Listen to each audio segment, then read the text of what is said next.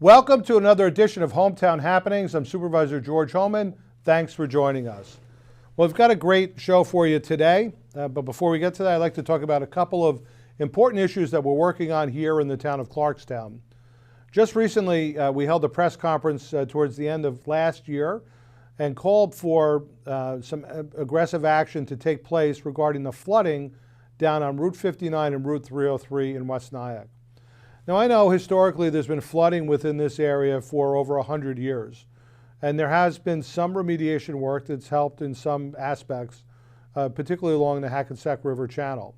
I'm very proud of the fact that Klein Avenue had flooded for very many years, and the town took on a project that actually raised the levee and put in pumps and extended the levee by over 1,000 feet, which has fully protected the Klein Avenue neighborhood. In fact, over the last 3 years since that project has been completed, we've had multiple significant rain events, including 100-year storms, where the New York State Thruway was actually closed from flooding, and other parts of West Nyack had significant flooding, but Klein Avenue was dry. So we know that a flood project can correct some of these historic areas that flood. We also know that Route 59 and Route 303 flood significantly, and something must be done about this. So I was happy to partner with Assemblyman Zabrowski, Congressman Lawler, and Senator Bill Weber, and we held a press conference last year and called for some action. We've been working behind the scenes with our federal and state partners, and I was delighted to host a group of individuals to come in. It was a sizable group, approximately 20 folks from the Army Corps of Engineers, the New York State DEC, and the New York State Department of Transportation. Representatives from Congressman Lawler's office, Assemblyman Zabrowski's office, and Senator Weber's office. We took a 3.5-hour tour down in West Nyack. They went site to site. We've been able to gather a bunch of information, some engineering plans, and I'm pleased to announce that as a first initial step, we know that the culverts along Route 303 by Bobby Lane are undersized and need to be repaired. And we just learned yesterday, the day before the filming of this show, that the New York State DOT will be actually repairing and replacing the culvert that goes underneath Route 59 from Route 303. It's undersized, and that should help at least with the Bobby Lane area that historically floods. In addition to that, we're working closely with the Army Corps of Engineers and the New York State DEC, and they're starting to formulate some plans and a potential direction for us to go for a much larger flood mitigation project that will help do something to ameliorate the flooding on Route 59. We can't continue to have Route 59 closed the way in which it closes. We can't continue to have Route 303 impacted. These are major state roadways that run through our town, and it's a public safety hazard and crisis when these roads close. And so I'm delighted that we're getting such great assistance from Congressman Lawler and that we're working on this, we're trying to go forward. It's going to take a while. It's going to take a period of time to be able to formulate plans and move forward, but at least there's a direction going forward. At least there's an opportunity now where we believe projects will be designed and eventually constructed that will ameliorate the flooding within the area. And I'm delighted that already the state is taking on responsibility and will be improving the drainage by Bobby Lane on Route 303. That will take place sometime within the next 18 months, we're told, and that will enable that area to be addressed, and it should help stop or significantly ameliorate the flooding that takes place that closes Bobby Lane, which is separate and apart from the flooding that takes place a little further up on Route 59. In addition to that, we're obviously working on and constantly trying to address issues involving the migrant crisis. Recently, within this past month, the town of Clarkstown passed a local law. As many may remember, I issued an executive order last year that prevented the illegal drop-off of migrants within the town of Clarkstown. It's under my authority as town supervisor to be able to declare a state of emergency and issue executive orders, and we did so as it related to the potential for migrant drop-offs. New York City had announced a program and a plan to start dropping off migrant workers and migrants, newly arrived migrants to the country in surrounding municipalities. We researched what had been done by executive order and by local law within other municipalities around the city of Chicago and in neighboring communities around sanctuary cities and sanctuary communities. We discovered that there were a number of things that we could do, and I'm delighted that we were able to come up with the executive order, which we eventually converted at the last town board meeting by a unanimous vote to be able to concretize that with a local law.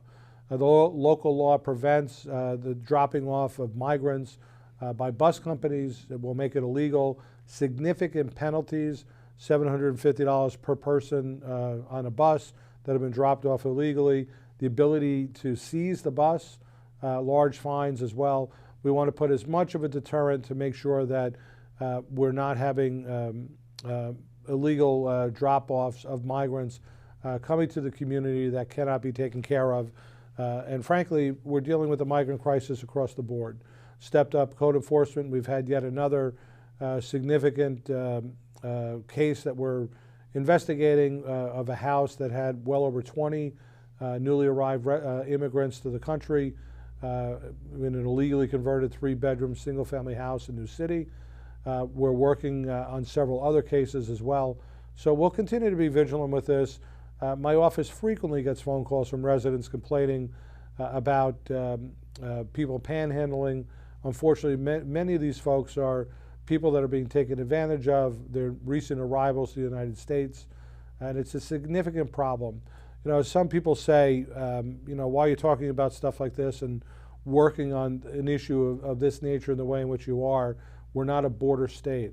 Well, in reality, Clarkstown, Rockland County are just as much a border state as Texas is, with the vast numbers of people that have come into the country over the last 3 years. Literally, we've seen a spike within every school district. Many of the people that are new that are coming in are recently arrived immigrants to the United States that are part of the migrant crisis, so it's affecting the school district in terms of the numbers of people that are being registered within the schools. We're also seeing it with a rise in some of the nuisance type crimes that the police department has to address, with everything from panhandling within the streets and outside of stores. And unfortunately, in some of the worst cases, we're seeing newly arrived migrants that are part of criminal activity with an uptick in some of the quality of life crimes with frauds and petty thefts. Most recently, we had a fairly well publicized incident with a robbery at the Apple Store, and it appears, while that's still under investigation, that it's likely that these were newly arrived migrants that were involved in gang activity from New York City and Long Island. So we're going to continue to do everything we can to keep Clarkstown safe. And as always, if you see something in your neighborhood, say something to us. And as always, you can go onto the 311 app to be able to report everything from potholes to property maintenance violations to streetlights that are out of order. Use the 311 app or call my office at 845-639-2050. So we've got a great show for you today. Coming up, we have Michael Gianataso, the director of the DEFM department, and he's going to be talking about a number of the projects that are taking place here within the town of Clarkstown. We have Willie Trotman, who's somebody I've known for very many years. He's the executive director of the NAACP of Spring Valley, and he's a combat veteran in Vietnam in our veterans segment. And finally, Sharon Martini, who is the director of community engagement and fundraising and development over at Meals on Wheels. All that and more on this edition of Hoehmtown Happenings. Stay tuned.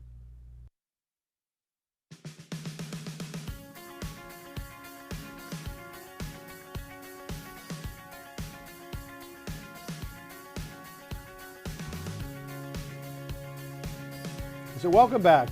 My first guest is Mike Gianataso, the director of the Department of Engineering and Facilities Maintenance in Clarkstown. Mike, thanks for being our guest. You've really been a huge addition to the town. Let's talk a little bit about how long you've been with the town, and then we're going to dive right into what your department does and some of the big projects that are going on. Yeah, great. My department, Department of Engineering and Facilities Management, What we do is maintain all our facilities in town, parks and recreation, maintain all the community centers. We're planning on getting everything ready for spring.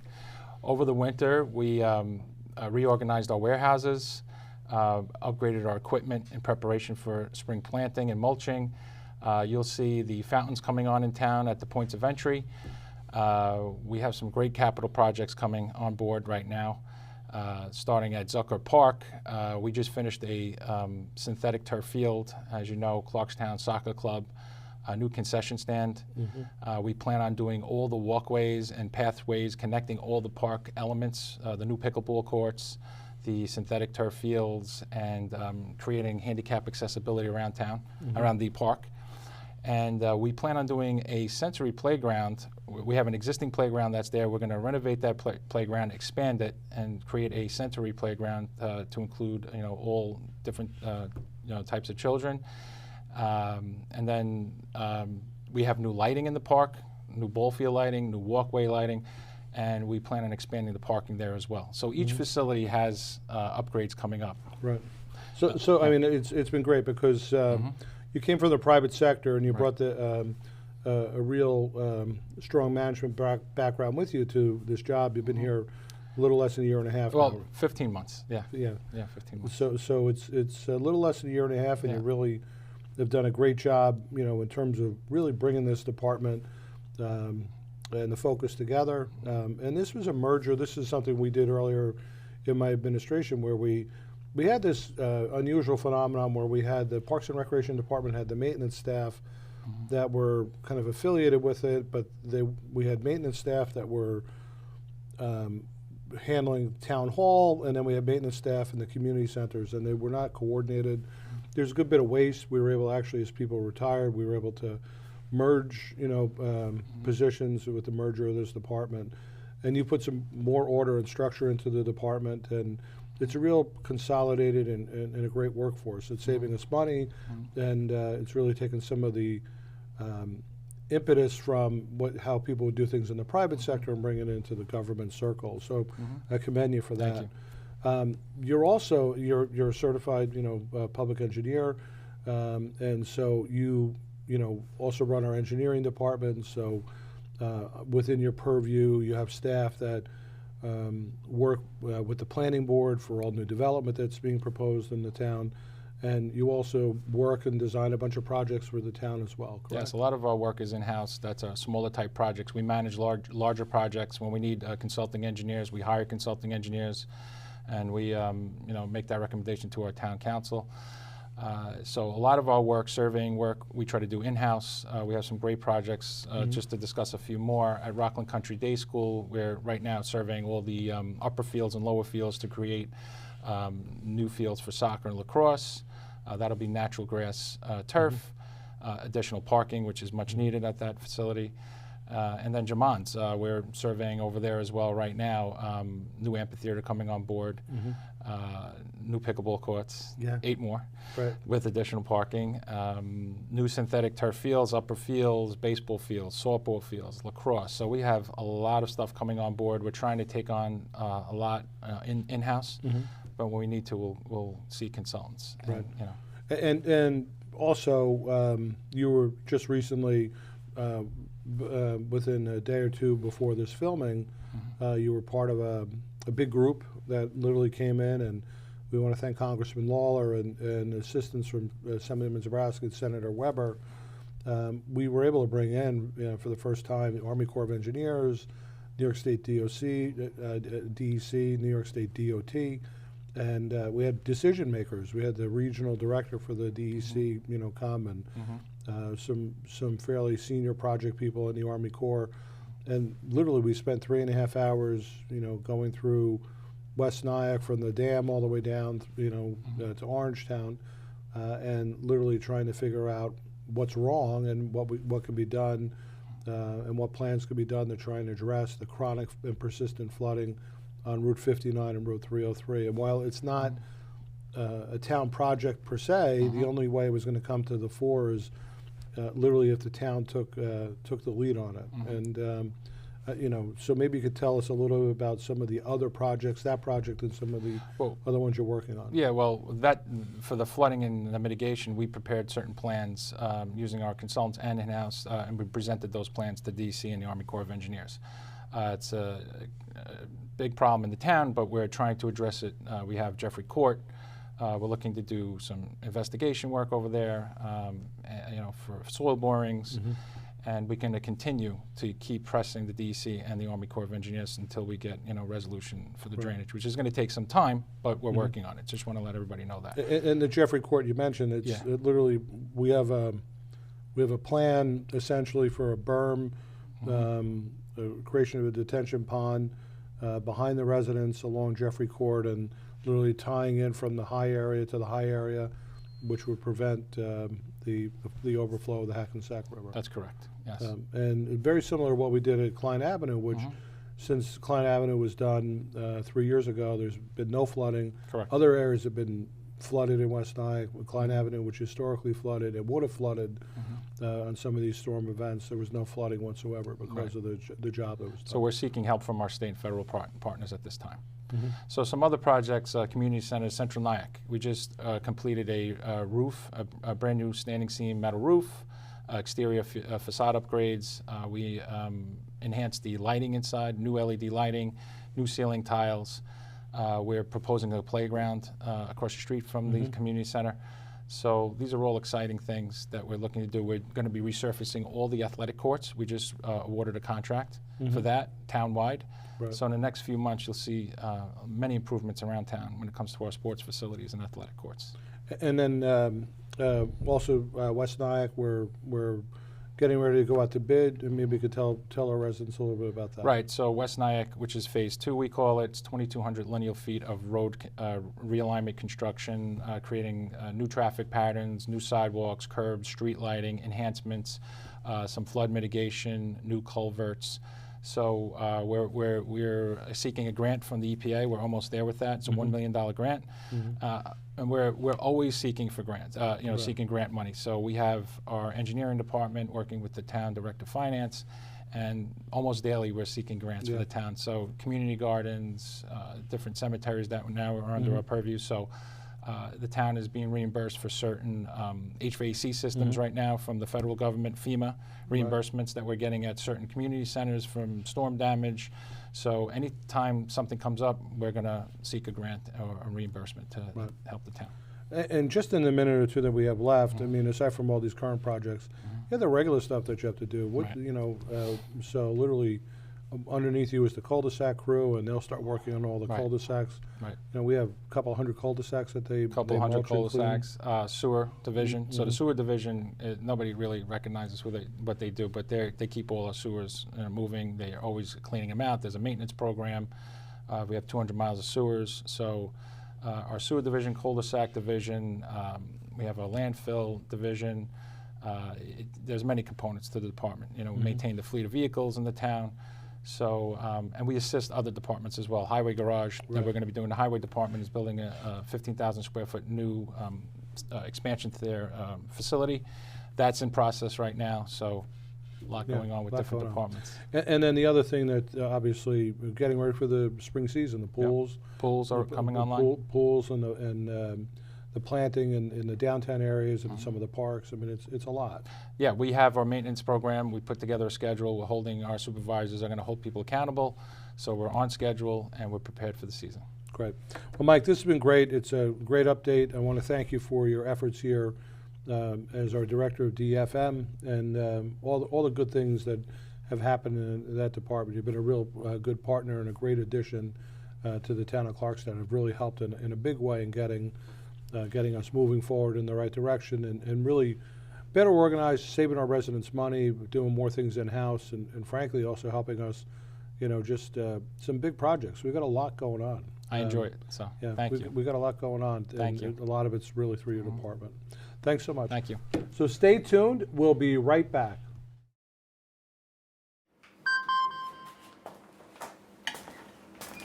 Email from school about the incident today.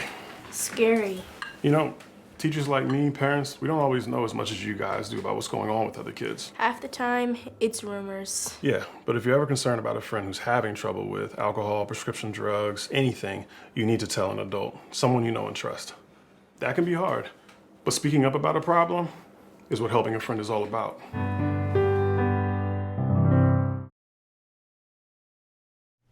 Welcome back. My next guest is Willie Trotman, a U.S. Army veteran and the president of the Spring Valley NAACP.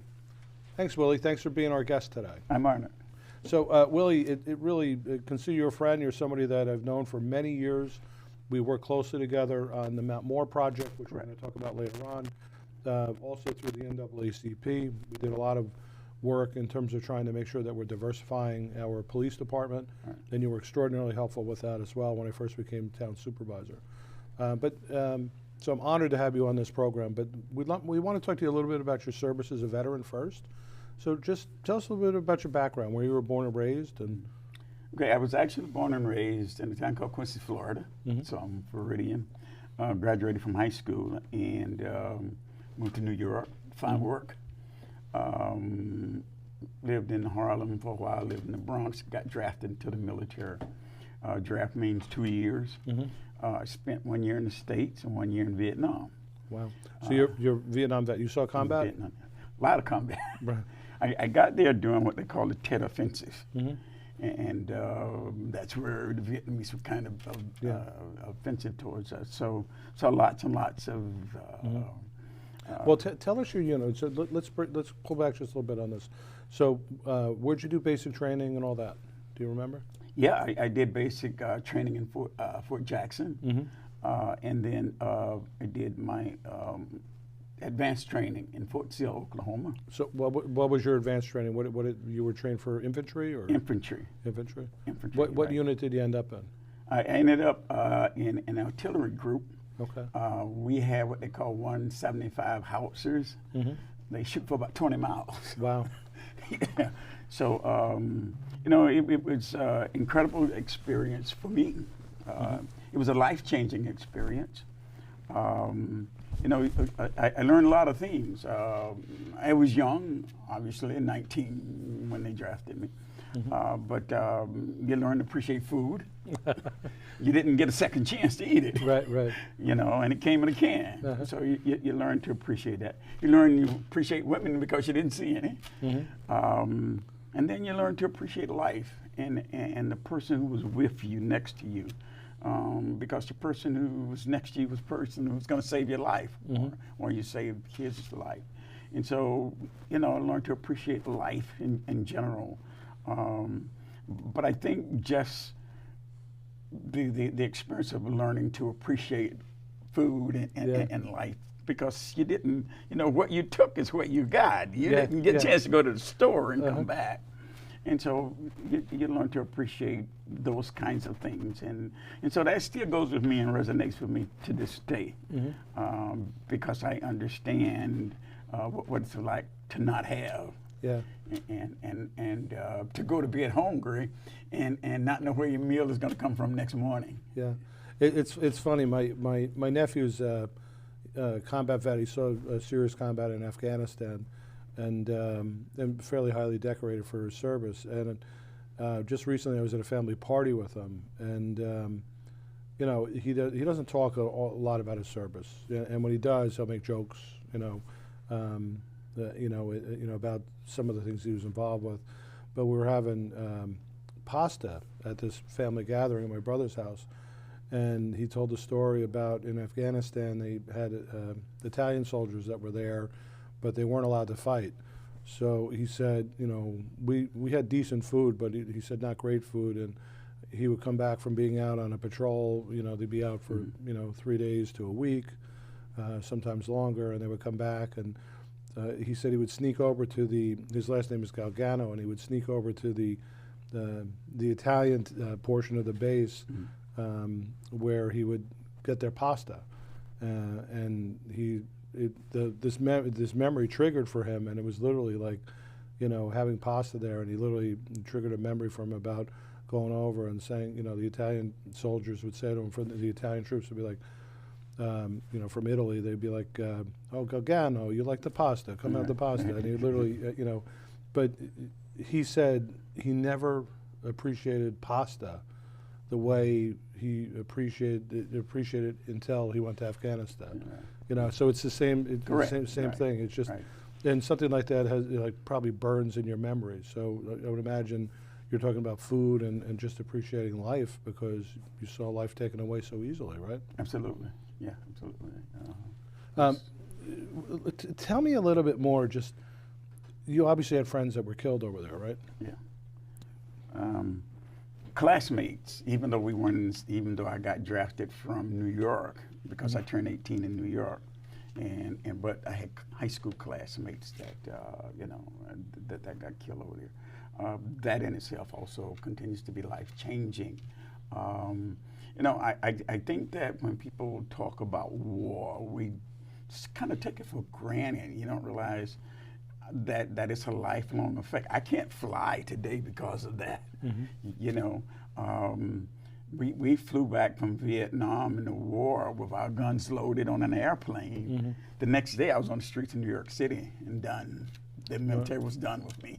So I went from war to New York City. Wow. And so, yeah, those are some of the things that try to fight for today because you live with those things forever. Yeah. You never forget. My experience was my hearing got so good I could hear a bullet going through the air. Wow. And so, but I carry those things with me today because I know the effects that it had on some of the guys. I know the effects that it has on me. And I don't want people to have to go through those things today. So I fight still for the veterans because it's very, very important. I realize that there are wives of veterans who are on the food line. Yeah. And they're over fighting a war. So that's very, very important to me. The military is very, very important to me. It's significant. One of the things that I tell people is that, we take care of policemen, but we don't take care of the people who take care of the policemen.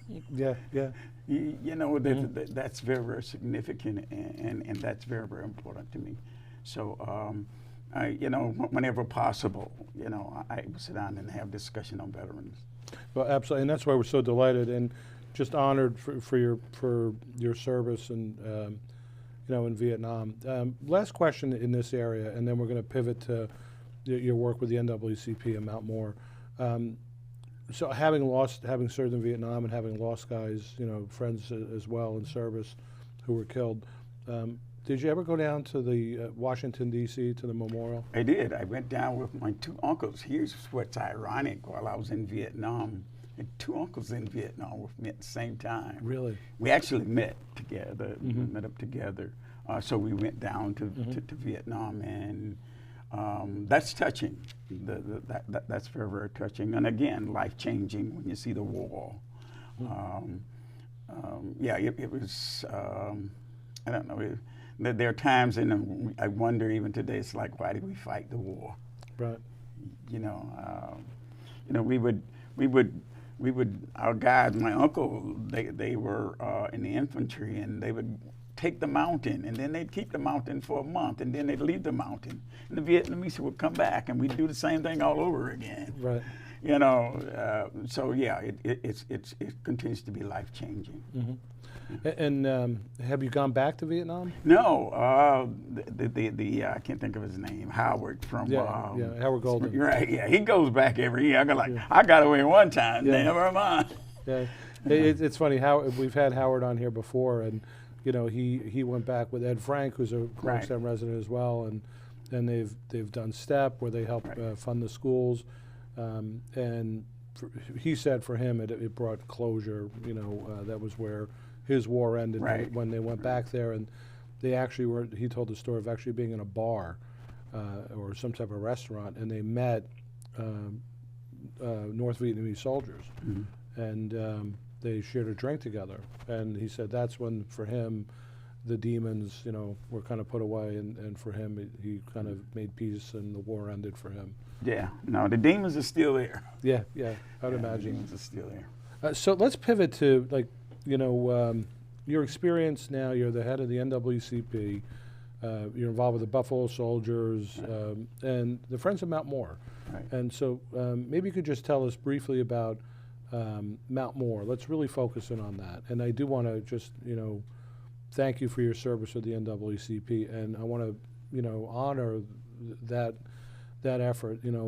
My very first week as supervisor, you came in with Wilbur Aldridge and with Francis Pratt and sat down in my office, and you said, hey, we've been here and talked to the last guy, and you don't have enough African Americans within the police department, and what are you doing? And we made it an effort and a focus, and we were able to, I'm proud of the numbers. They keep on growing, and they're getting closer to representative of what the population is. And that was really, through efforts working with you and Wilbur and Francis, so thank you for that. But let's talk about Mount Moor. Mount Moor, the historic cemetery, African American burial ground, founded in 1849, and it went defunct, and so the town became responsible for it. So maybe you could talk a little bit about your efforts with Mount Moor. I got involved with the late Hezekiah Easter, who was a legislator at the time, and David C. Smith, who was a commander in the military, and brought some of us guys together. And he was bringing us together to talk about our experiences. And there were two guys who were original Buffalo Soldiers. Sanders Matthews was from West Point, and Joseph Dunn from Spring Valley. And so they used to talk about their experiences, and it's like mind-boggling to hear these guys. And then annually they would have an event up at West Point, and you saw these guys with their original Buffalo uniforms on. It was like touching. So they decided to get involved, and then wanted to have some programs over there, some Veterans Day programs and Memorial Day programs there in tribute to the black soldiers. So that's how we kind of got involved with it. When you got involved, and I want to thank you for becoming so involved with it and making sure that each year you're there for each one of the programs. But I mean, with the changes you've made, people come and actually see it, and we see people taking pictures now that didn't realize it was there and the significance of it. A young guy heard about it, a military guy named Stump. And he's a guy who got in touch with us and decided to reach out to get some, and they're in the business of replacing veteran headstones, and you agreed to work with that. And so that has become very, very significant, and people can, it's history. I mean, it's significant history. And so, we try to have programs there, just to have programs and pay tribute to the veterans, because it's very, very significant. And I think people take just for granted that we live in this country, and and they have when we have, and so we take for granted that and don't realize that people have put their lives on the line. Back then, we heard of all kind of stories where people were slaves, and they ran away to get into the military for their freedom. That's significant, I think, and the mere fact that you've upgraded the place, people can come and see it, can take pictures of it. That's very, very significant. It's significant to me as a part of the history. And you're right. I mean, I knew Hezekiah Easter late in his life and late in his career. I worked at Abbott House, and he was on the board of directors at Abbott House. And I remember, it was very late in his career, and about 5 years before he died. And I remember being at Abbott House, and for board of directors meeting as a staff person, and I had the pleasure of being able to spend some time with Hezekiah. I had to wheel him out to his car, and I was a younger staff person, so like, okay, you take him out to his car. And it was funny because I spent some time with him, and as I recall, he talked a little bit about Mount Moor and how important that was for him, because he was, I think, singularly responsible with trying to preserve Mount Moor. Correct, he was. And he's buried there as well. Correct, right. So Willie, we went way over, we're out of time, but this is a great interview, and I really want to thank you for not only your service, in the NAACP in Mount Moor, but your service as a veteran, putting your life on the line, facing combat, you know, and making a life afterwards. But, you know, just we're honored to have you here, and I want to thank you for your service in all the areas you serve, but particularly as a veteran. Actually, if you don't mind, I want to thank you. You were on the board at Rockland Psychiatric Center working over there, you know, the underserved, and for the independent living center. Right, Martin Luther King's. And Martin Luther King too. We've crossed paths in a lot of ways. Right. You know, So yeah, that's people just take for granted, you know. And I understand that could be me, one of those individuals. So Thank you for that. Absolutely. Thank you. Good.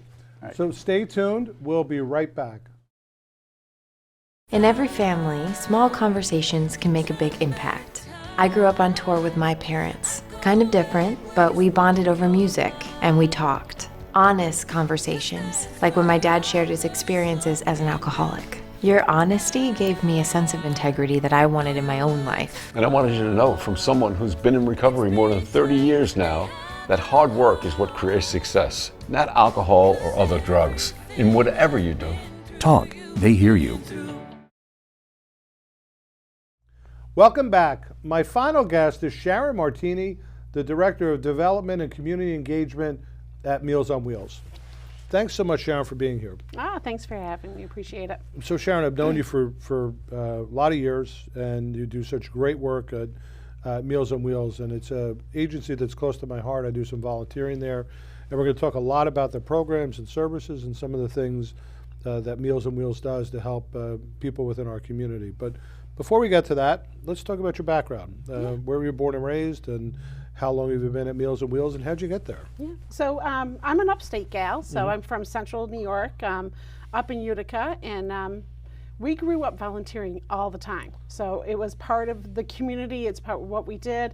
The local park that my father built, I thought was my park, like to many other folks that volunteer. So I was able to be a stay-at-home mom for 9 years and volunteered all over Clarkstown, absolutely loved my volunteering job. And then a position opened up at Meals on Wheels, a volunteer coordinator. And I read the job description. I'm like, oh, this is my life. It's a perfect fit, and they'll pay me for it. So I became a volunteer coordinator for Meals on Wheels, and then had a lot of different other skill sets that I was able to morph and bring to the table for the agency and help advance the agency. And from there, I became the director of development now. So doing that now. So let's talk a little bit about Meals on Wheels just in general. Explain for our residents what Meals on Wheels does and some of the programs that it offers. So Meals on Wheels empowers older adults who choose to stay at home with independence and dignity. And we do that through the meal delivery, but the meal delivery is just the first part of what we do. Recipients who receive meals, it reduces loneliness, it decreases food insecurity, and actually it provides fewer hospitalizations for those folks who are receiving meals. So when we say meals are just our first course, that's really just the part of what we do. And you have a whole bunch of other services that you provide. So just tell us about the meal program, because that's done with volunteers as well, but which I've been doing for I forget how many years now. But tell us about the meal program and how that works. Yeah, so home delivered meals. Meals are made fresh in our kitchen every day. We use fresh produce, fresh herbs, fresh meats. Every day the meals are made. We make up to 1,500 meals every day, all before 9:30 in the morning. It's a hot lunch that we make. Meals are then prepared and then coordinated by our volunteer coordinator for volunteers to pick up and to distribute the meals. When the volunteer distributes the meals, they provide the meal to the recipient, but they also do a safety check. And that's really our bread and butter. That's really what makes the difference. Our volunteers truly are superheroes every single day when they're delivering the meals. We deliver up to 700 people every day throughout Rockland County. Those volunteers are the eyes and the ears. They get to see people in their home environment. They get to see if mail is piling up and maybe that's a red flag. Or they get to see maybe the person fell and they didn't want to report to anybody else and they see a black eye or something that's happening. They're able to report that back to our caseworkers, who then follow up with the family. They follow up with the senior themselves to make sure that they're getting the best support and the best resources and the best referrals that they can to stay at home and be independent. Yeah, it's funny. I'll digress here for a minute. I've been a volunteer delivering meals on Thanksgiving, in particular with my kids, it's become our family tradition. And once a week, once a month, and sometimes, and I'll also fill in oftentimes when there's an ask around holidays or what have you. But at least once a month, and I've been doing that. And the Thanksgiving thing, I literally started doing that about 18 years ago now, 18 to 20 years ago. So it's around 2004, 2005, and might have even been slightly earlier. Back then, Shelley Berger was the executive director, and they called it Big Deals Delivering Meals.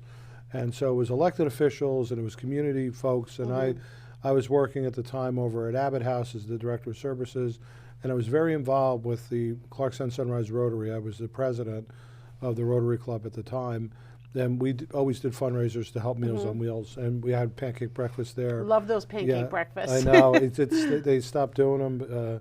Love to see them get going again. It was on Super Bowl Sunday. It was just a wonderful pancake breakfast, and it raised thousands, throughout every year. But the meal delivery I really love because it's a volunteer opportunity. Takes an hour roughly, getting there, leaving. So literally you can take your lunch hour. I do Route 5 in Nanuet, and I've been doing that, going back at least, to 2009. And just enjoy doing that. It's literally, you develop a rapport with the folks, and, you don't spend a lot of time. I mean, literally you're bringing the meal up. Some folks don't, they don't want to, particularly since COVID, they don't want you coming in, or they want you leaving at the door. But other folks will come to the door, and you'll have an exchange, and it's literally reminds me of the old joke about the monk who could only say 2 words every 5 years, and the first time he goes to the he gets called to the head of the monastery, who says, you've done really well, my son.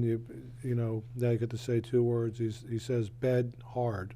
And another 5 years goes by, and he gets called in, and the head of the monastery says, my son, you've done a wonderful job, and now you have the privilege of saying 2 more words. And he says, food cold.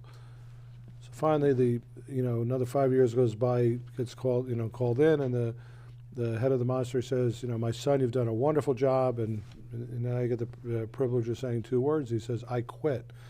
And the head of the monastery says, good, you've done nothing but complain since you've been here. But ultimately, literally, I'll have exchanges and conversations that will once a month that will literally build on the conversations, particularly with some of the people I deal with. And it's always like a fairly brief exchange, but it really is. You might be the only person physically seeing that senior that day, and the only human contact. And we are social beings, and it's so important that people have that contact. So I love it. Some day, some weeks I deliver, on a Friday. And last Friday of the month, and usually for me it's like 10 o'clock in the morning, and it becomes tough, particularly Friday before the weekend. But I always enjoy it because it becomes that human contact, and even having those little snippets of conversations that carry literally 1 month to the next. One lady, I won't mention her name, she lives over in Nanuet, not too far from Meals on Wheels, and we'll always have a very pleasant, like a 2-minute conversation. And I'll ask her, and I'll find out, like literally, she's a shut-in. She's not really getting out. She may not be seeing her family, that week. And so, like, you're like the only contact for that person, and it makes a difference in their lives. Absolutely. Most of our seniors that we deliver to, more than half of them are above age 80 and above that are living independently alone. And of those, 1 in 4 are food insecure. So we're helping with that food part, but there's such a great need out there. But with the socialization part and that friendly conversation, we knew before the pandemic what it does to somebody, the health and wellness, the impact that it makes on there. Somebody who's lonely, it's equivalent to smoking 10 cigarettes a day. That's what it does to your health. Yeah. So our volunteers are fantastic by providing that friendly conversation. No, absolutely. Yeah. And you guys do such a great job with it. You do an awful lot with senior nutrition as well, because these are nutritionally balanced meals that our seniors need as well. Because, again, if folks are food insecure, I mean, they're living on, maybe when they retired, when they were 65 or 67, their Social Security, and if they had a small pension, that would work. But as everything goes up in cost and inflation, now they're in their 80s, and people are literally having to choose between what they're going to be able to eat and how they're going to be able to afford medications and what have you. Absolutely. So, and you provide a really nutritionally balanced approach for these folks as well. Tell us a little bit about how residents can reach out if they need assistance, to get, and how people can volunteer. So if somebody is looking for meals, quite often we have neighbors that call us. We have children that call us for their parents, or people who are interested in the meals themselves.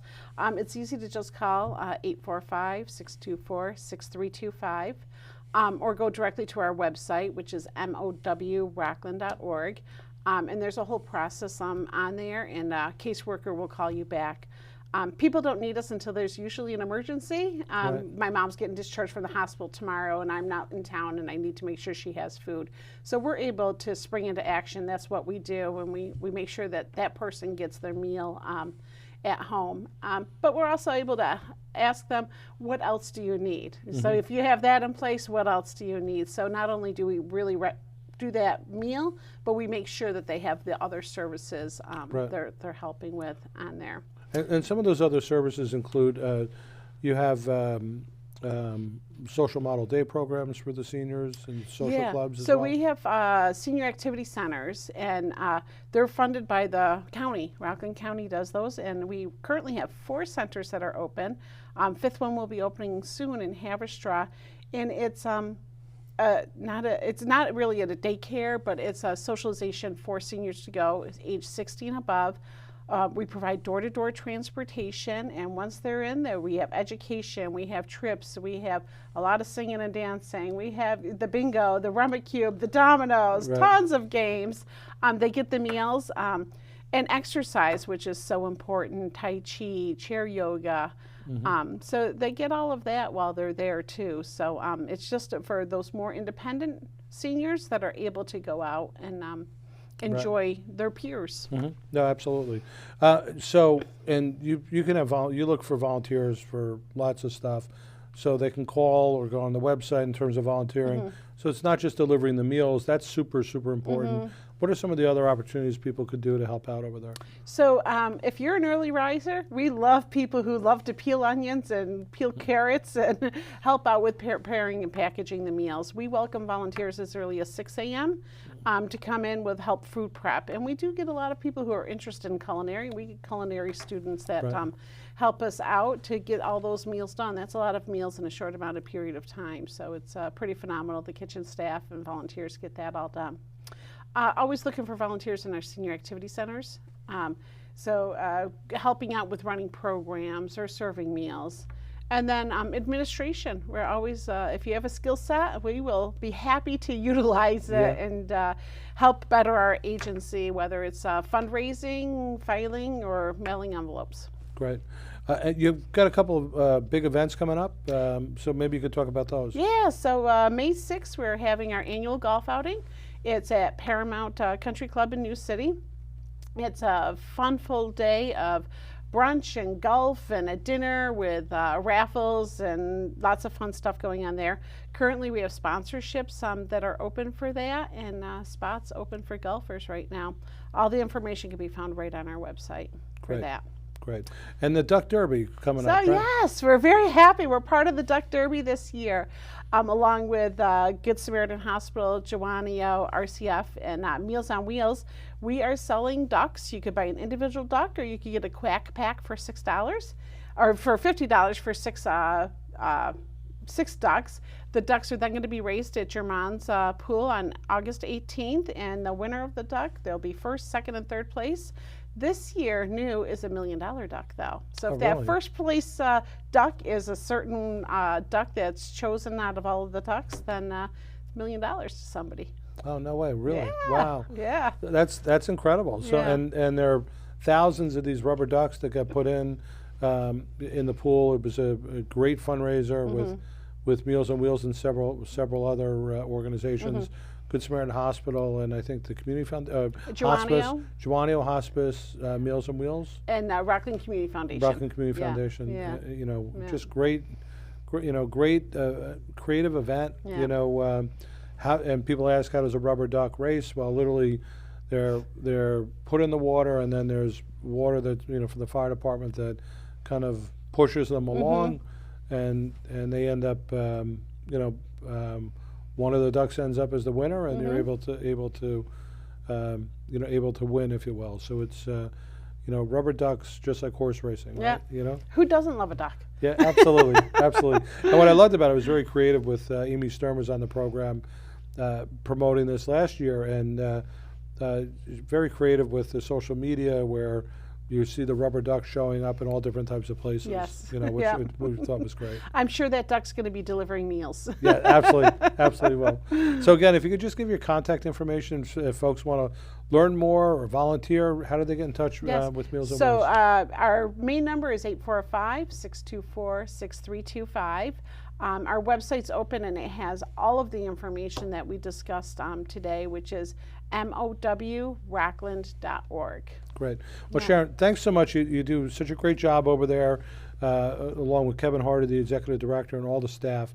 Just a great organization, a bedrock of the community, helping many, many thousands of seniors remain independent and stay within their homes and stay within the community. Well, thank you, and thanks for volunteering for all of those years, the thousands of meals that you've delivered and the thousands of lives you've touched. Incredible.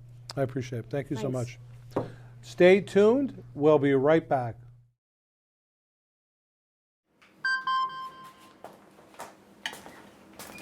Email from school about the incident today.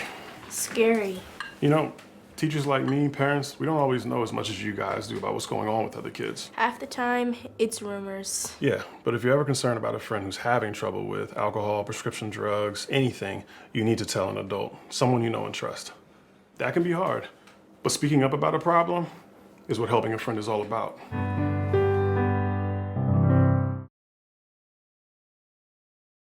Well, that's all the time we have for today. I want to thank my guest, Mike Gianataso, the director of the Clarkstown DFM, Willie Trotman, a U.S. Army veteran, and of course Sharon Martini from Meals on Wheels.